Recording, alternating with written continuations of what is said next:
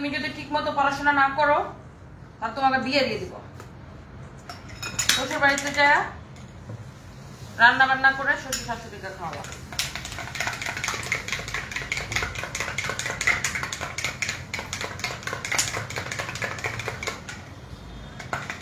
পড়াশোনা ঠিকমতো করতে হবে। আজকে থেকে টিচার আসলে হোমওয়ার্ক ঠিকমতো কমপ্লিট করে তারপরে তোমার হচ্ছে যে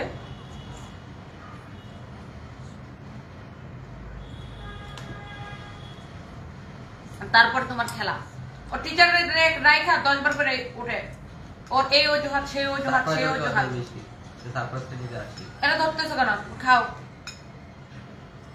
এই তার কি কালকে পরশু দিন এসে তোমরা ঘুমিয়ে আসো, ওই টিচার আসছে, টিচার আগে কি করছে তোমার দুজনের মাঝে মধ্যে শুয়ে আছে, ও যাতে না আনতে পারে। ও তো আরো বড় চিটার, আরো বড় অভিনেতা। বুঝি রাখি ও ভাই আর সাপুর মধ্যে কি শুয়ে আছে যাতে না আনতে পারে। কিছু না করে এই সারপ্রাইজ কি বলো? ওর টিচার আসলে ও যে শুয়ে পড়ে, আর তখন ওর ড্যাডির জন্য ওর দরদ আর পিতলা পিড়িতে উতলে উতলে ওঠে। ওর যেন না পড়া লাগে।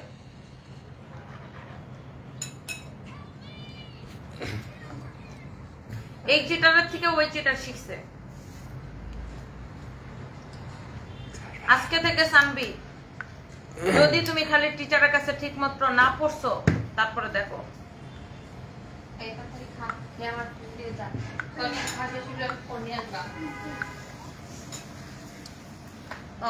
যে দুষ্টামি গুলা দেখলে খুব ভালো লাগে।